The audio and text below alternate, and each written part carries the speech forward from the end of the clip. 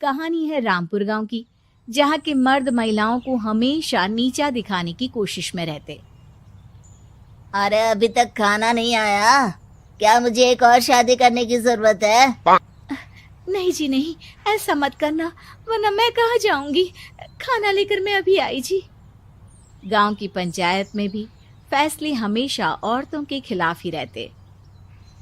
मैं जो फैसला सुनाता हूँ वो भगवान की आज्ञा होती है। इस लड़के ने अपने मन से शादी करके अच्छा नहीं किया। लड़के को घर भेज दो और इसकी शादी इसकी जाति की किसी लड़के से करवा दो, लेकिन ये लड़की, इसे तो गांव के बाहर निकाल दो। नहीं नहीं जमींदार साहब, ये क्या बोल रहे हैं? ऐसा नहीं हो सकता। मेरी बेटी मासूम है, इसे अच्छे बुरे की समझ नहीं है। अरे कहाँ जाएगी ये बेचारी? कहाँ जाएगी? इतनी चिंता है तो पूरे परिवार का गांव निकाला कर देते हैं। बेचारे पूरे बसे बसाए परिवार को गांव छोड़ना पड़ता है। चाहे जो हो, अगर बेटियों को कंट्रोल नहीं कर सकते तो गांव में रहने का कोई मतलब नहीं है। यहाँ औरतों को दब कर रहना होगा। कोई भी अपने हिसाब से कुछ नहीं कर सकता, सब ईश्वर की मर्जी से ही होगा। तभी गांव का एक आदमी दौड़ा दौड़ा आता है। सरपंच साहब, जमींदार साहब, वो कालिया है ना, उसकी बेटी पढ़ने के लिए शहर जा रही है। अच्छा, ये कब हो गया? और कालिया की हिम्मत कैसे हो गई ऐसा करने की? लेकर आओ उसे और उसकी बेटी को। बस फिर क्या था, हाजिर हो जाते हैं कालिया और उसकी बेटी सरपंच के सामने। और कालिया, ये क्या सुनने में आ रहा है? बेटी को इंजीनियर बना रहा है तू? और ये बता, गांव में तो स्कूल नहीं है, फिर कहां से इतनी क्लास पास कर गई तेरी बेटी? राधा, जो कि कालिया की बेटी है, उसे लगता है कि सरपंच उसकी तारीफ कर रहे हैं। सरपंच जी, मैंने ऑनलाइन पढ़ाई की है, डिस्टेंस लर्निंग से। सभी में मैंने अच्छे नंबर पाए हैं, जिसे देखते हुए शहर की इंजीनियरिंग कॉलेज में मुझे स्कॉलरशिप मिली है। वाह जी वाह, क्या होती है ये? पहले तो ये बताओ, फिर आगे की बात करते हैं।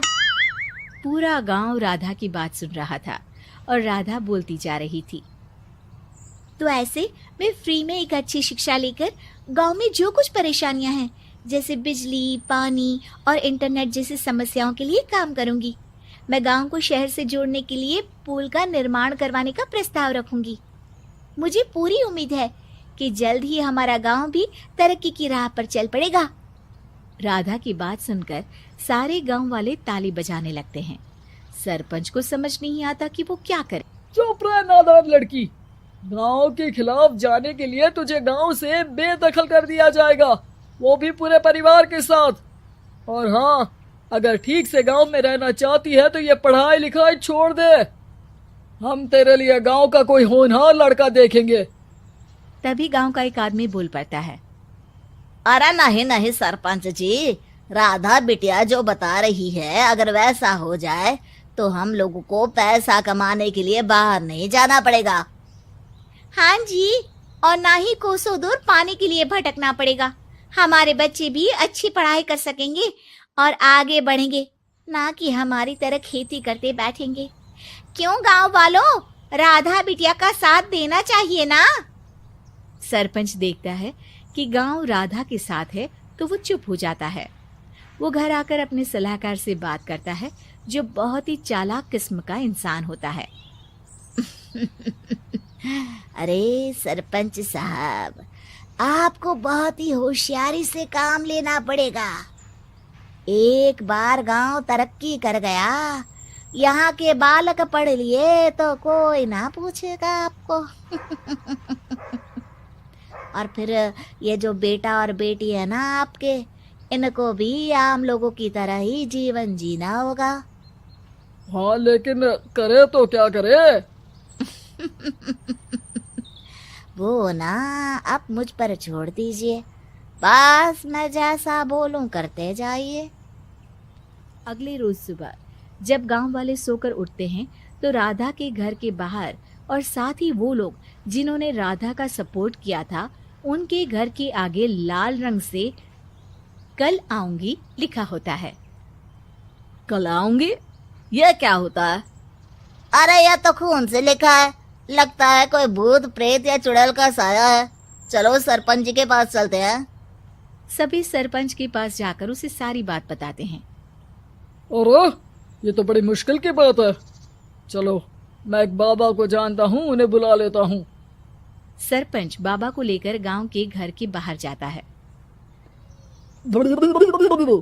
ओहो, तो ये वो चुड़ैल है जो उन लोगों को निशाना बनाते हैं जो गांव को बदलने का सपना देखते हैं। वो गांव को ऐसे ही संपन्न देखना चाहती है। वो नहीं चाहती कि कोई बाहरी यहाँ का कायाकल्प करे। क्या तुम लोगों में से किसी ने गांव को बदलने की सोच रखी है?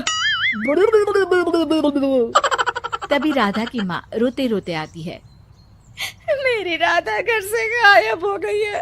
अरे कोई तो बचाओ, मेरी बच्ची कहाँ गई?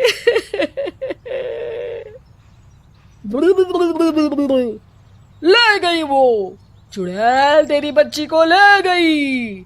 अब वो उसे श्रापित करके छोड़ेगी, उस पर चुड़ैल का साया हो जाएगा। तभी बुरी सी हालत में राधा भी वहां आ जाती है। उसके बाल चुड़ैल की तरह फैले होते हैं और कपड़ों में खून लगा होता है। सभी राधा को देखकर डर जाते हैं। माँ, पता नहीं मुझे कौन उठा कर ले गया था। अरे दूर दूर हो जा चुड़ैल, अब हम लोग इस गांव में नहीं रुकेंगे। अरे कैसी बातें कर रहे हैं आप? कल तो आप मेरे भरोसे गांव का हुलिया बदलने, अपने बच्चों को पढ़ाने और तरक्की उन्नति की बात कर रहे थे, तो आज क्या हो गया आपको? ये फिर तुम लोगों को बहकाएगी।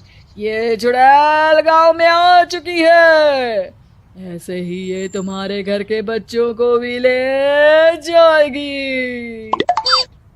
गांव वाले राधा को गांव से बाहर निकाल देते हैं।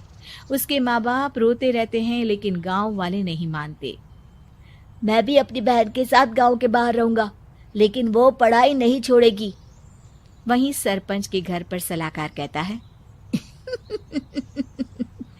देखा, सांप भी मर गया और लाठी भी नहीं टूटी। लेकिन अगले ही दिन सरपंच के घर के बाहर भी वही शब्द लिखे होते हैं और फिर सरपंच की बीवी कहती है, हमारी बेटी को किसी ने अगवा कर लिया है। तभी राधा का भाई वहां आ जाता है। अरे गांव वालों, मैंने सरपंच जी की बेटी को देखा था। वो चुड़ैल उसे उठाकर ले जा रही थी। अरे क्या मजाक कर रहे हो? नहीं नहीं सरपंच जी, आप नहीं जानते। वो चुड़ैल अब आपकी बेटी में आ जाएगी, जैसे राधा के अंदर आ गई थी। तभी सरपंच की बेटी वैसी ही हालत में वहां आती है जैसे राधा आई थी। पापा, पता नहीं कैसे मैं गायब हो गई थी।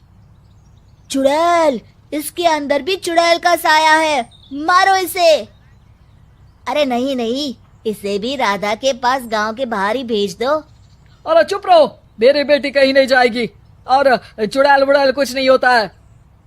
अरे कैसे बात कर रहे हो सरपंच जी? आप तो बोल रहे थे कि आपका फैसला भगवान का ज्ञान होता है, तो अपने पर बात आई तो अब आप ऐसे बोल रहे हैं। अरे ना ना ना, आपको अपनी बेटी को त्यागना ही होगा। अरे बुलाओ बाबा को। राधा का भाई बाबा को ले आता है, जिसे अब गांव वालों के डर के कारण सच बोलना पड़ता है।